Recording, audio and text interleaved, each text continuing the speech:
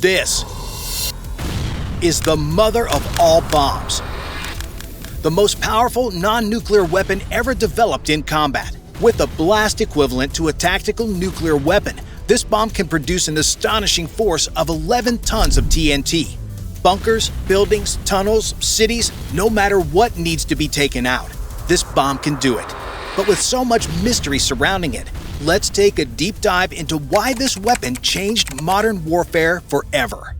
The GBU-43's official name is the Massive Ordnance Air Blast Bomb.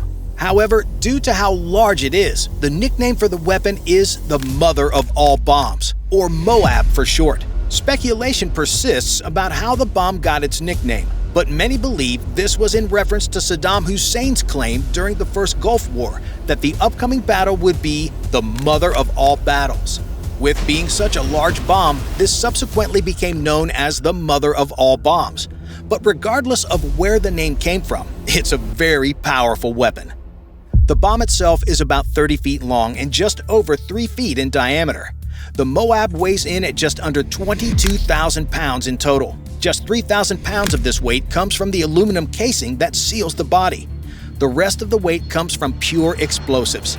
With 18,739 pounds of explosives, this gives the bomb a yield of 11 tons, making it one of the most explosive non-nuclear weapons the US has ever produced and the most explosive one ever used in combat.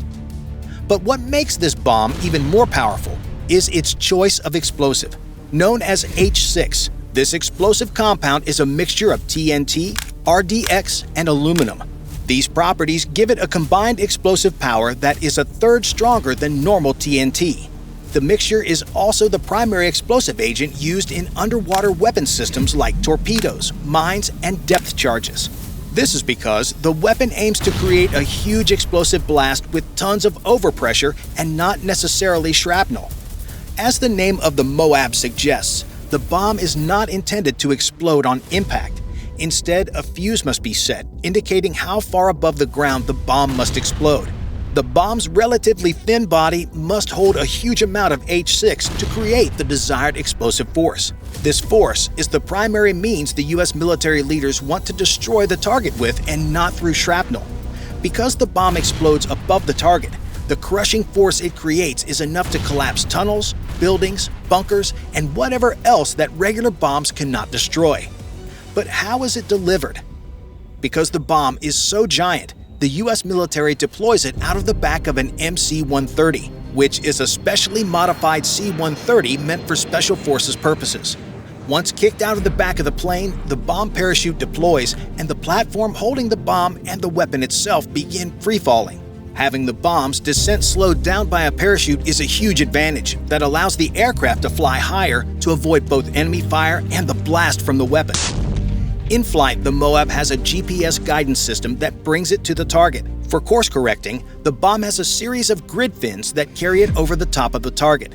Contrary to some reports, the bomb actually fares pretty poorly when exploding on impact, so because of this, it will explode as an airburst to maximize the damage inflicted.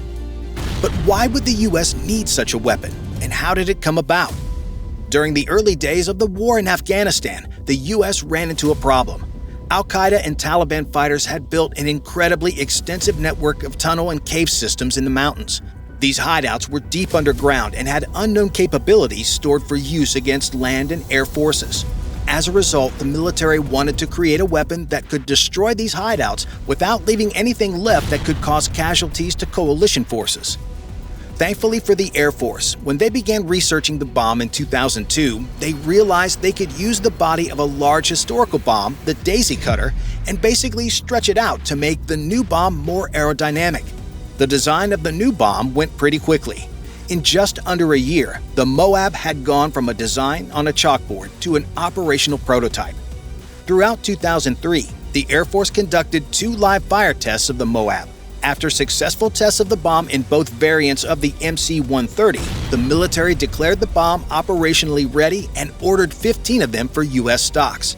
However, these 15 bombs would sit in warehouses for the next 14 years until they got their first taste of combat in 2017.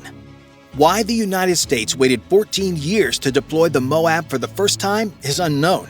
However, it is likely that the U.S. fear of causing civilian casualties and wanting to reserve the bombs for strategic-level strikes forced the military's hand in keeping it shelved for so long. But regardless of the reason, it was the weapon of choice in the infamous 2017 Nangarhar strike. The Nangarhar province is in the far northeastern corner of Afghanistan along the border with Pakistan. This border town became the focus of a joint U.S.-Afghan effort beginning in 2015 when the ISIS branch of terrorists set up shop in the area. Over the next few years, coalition forces carried out attacks against ISIS in the area, but these had little effect on their operations. This was because ISIS had created a huge underground command and control center in the province. Using existing tunnel systems originally built in the 1980s, ISIS fighters expanded the systems and had a complex network of communication centers, weapons storage, hospitals, and bunk rooms that ISIS fighters could rest inside. During the previous month before the April 13th strike, U.S. and Afghan forces had been trying to get close to the area to no avail. Afghan Special Forces units could not break through an almost impenetrable barrier of improvised explosive devices ringing the compound. U.S. airstrikes had little effect in clearing the way. As a result, the U.S. opted to use the most powerful non-nuclear weapon it had to deliver a crippling blow to ISIS in Afghanistan. At just past 7 p.m. that night, the MC-130 dropped a MOAB. The weapon exploded and shook towns all across the area, with residents wondering what kind of weapon this was. In the next few days after the strike, U.S. and Afghan forces were able to go up to the compound as the blast had not only completely destroyed it, but had eliminated the string of IEDs surrounding it. Once coalition forces had combed through the debris, they found 96 dead ISIS members, including 4 prominent commanders. But what kind of effect would the MOAB have on both terrorists and conventional forces? In the aftermath of the 2017 strike, ISIS Khorasan, as ISIS in Afghanistan is known, took a huge setback. With little leadership left, huge scores of ISIS members defected over to the Taliban. The area they once controlled fell into the Afghan government. Eventually, after the Afghan government fell, the area turned back over to Taliban control. And though the group has had a resurgence in the previous few years, the blast did limit ISIS Khorasan attacks in both number and scale for several years. But beyond the strategic level impacts of the bomb, the MOAB has incredible psychological impacts.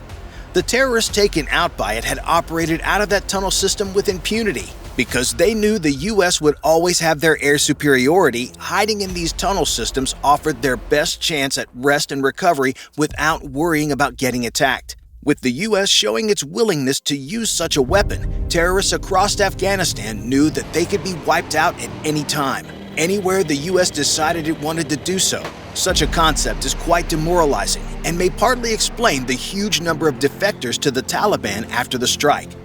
The MOAB also has huge implications even for regular forces. Countries like Russia and China have to factor in weapons like the MOAB into their calculus when building command centers and other critical locations if fighting the U.S.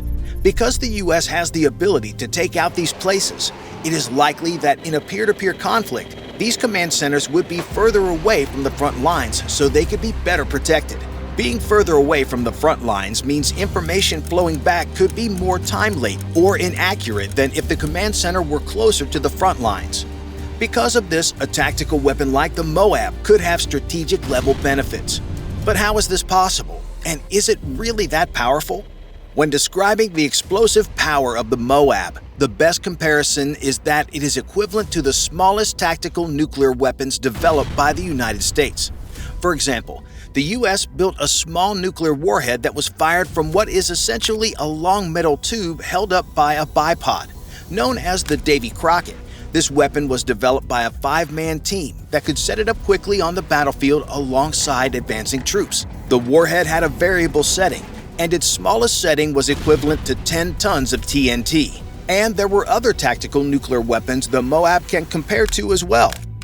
Known as the MGR-3 Littlejohn, this mobile rocket artillery system could fire a 10-ton nuclear warhead about 19 kilometers. The MOAB is more powerful than the Littlejohn, with an explosive yield of 11 tons of TNT, and is more powerful than the Davy Crockett only when the smallest setting is used. But how does it stack up against modern weapons in the U.S. inventory? The only other weapon that can be compared today is the GBU-57 Massive Ordnance Penetrator, known as the Ultimate Bunker Buster. This bomb weighs in at 27,125 pounds, about 5,000 pounds heavier than the MOAB. However, most of this weight is in the thick steel body meant to break through the ground. Only about 5,000 pounds of weight comes from its explosive power. So even though this is the largest bomb in the U.S. inventory, it's not the most powerful. That title remains reserved for the MOAB. Bye for now.